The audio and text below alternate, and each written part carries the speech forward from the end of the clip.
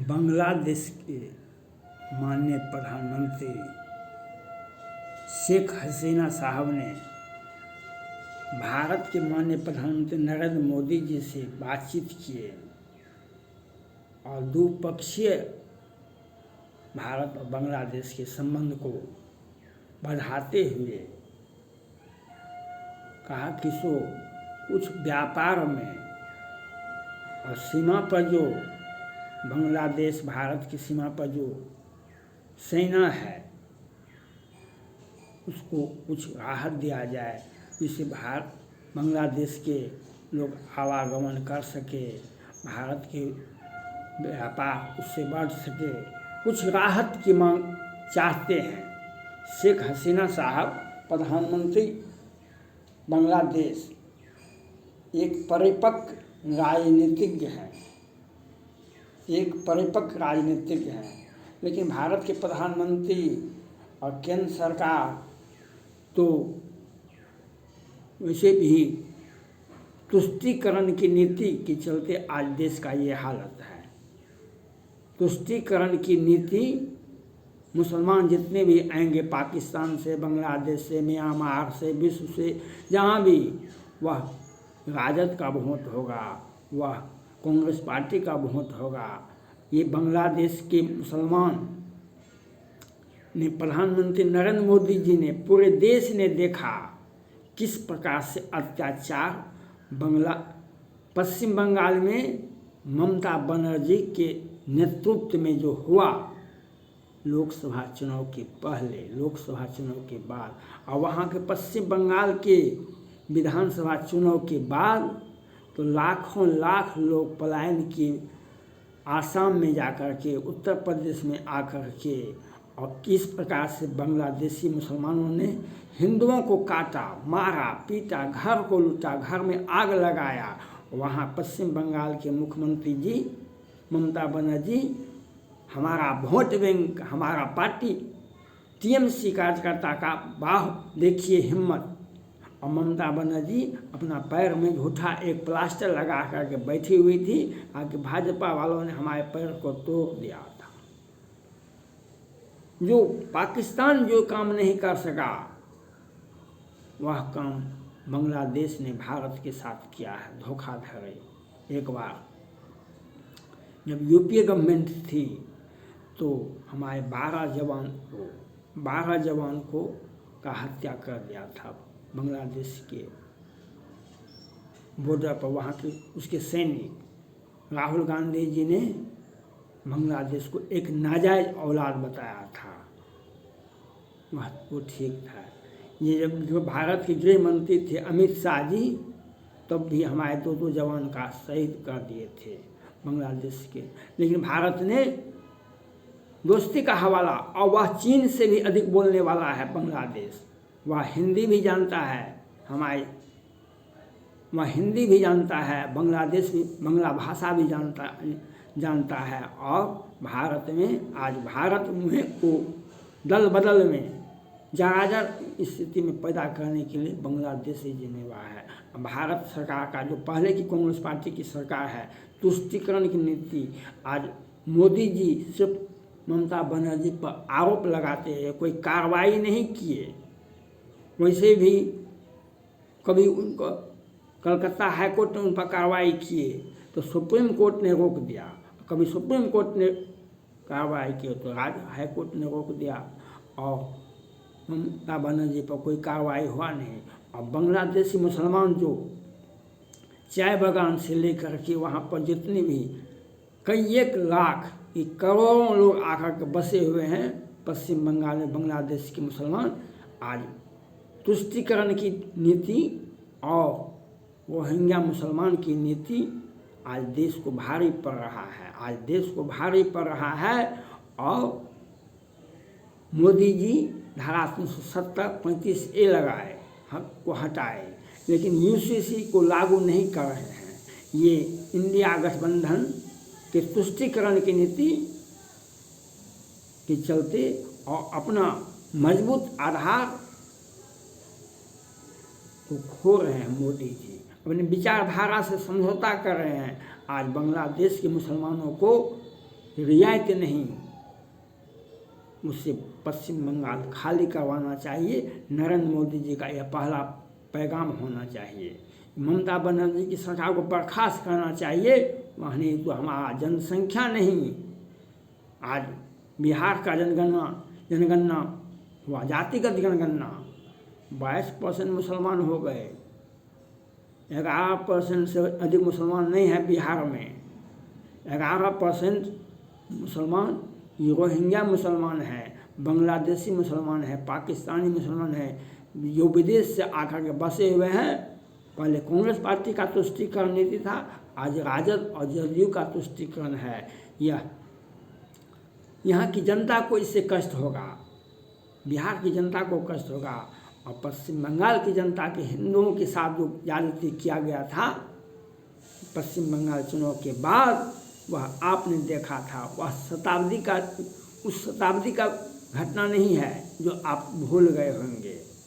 लोगों की, महिलाओं को, बच्चों को, पुरुषों को, हिंदुओं को आँख में जो आंसू था, मोदी जी घूट घूट कर पी गए। क्योंकि ये तुष्टीकरण की नीति वाले कांग्रेस पार्टी, सोनिया गांधी इस पर कुछ नहीं बोलती है, इंडिया गठबंधन कुछ नहीं बोलती है। मेरा मानना है माननीय प्रधानमंत्री नरेंद्र मोदी जी से, बांग्लादेश को कोई राहत नहीं मिलना चाहिए। वहाँ पर व्यापार का, गौ तस्करी कहाँ होता है? गौ तस्करी कहाँ होता है?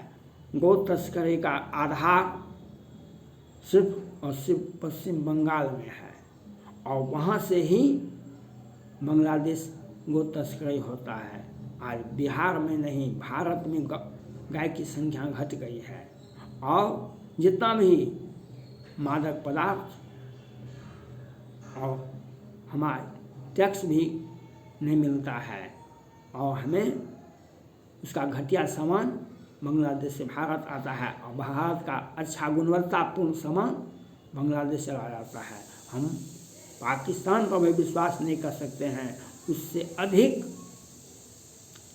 बांग्लादेश पर हमको विश्वास नहीं करना चाहिए। उसकी नीति धोखा, भारत को ठगने की है। वह कभी पाकिस्तान की, और कई एक बार दंगा हुआ, वहाँ पर हिंदुओं को किस प्रकार से मारा गया, किस प्रकार से घर को जलाया गया, कितने लोगों को, महिलाओं, बच्चों को गोदी में उठा करके फेंक दिया गया, तो गोली मार दी गई थी।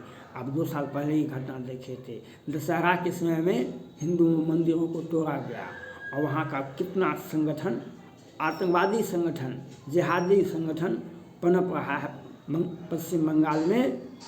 और वह शेख हसीना साहब कहते हैं कि यहाँ पर हिंदू और मुसलमान, सिख हो या ईसाई, सभी की सभी प्रेम से रहते हैं। ये बात गलत है।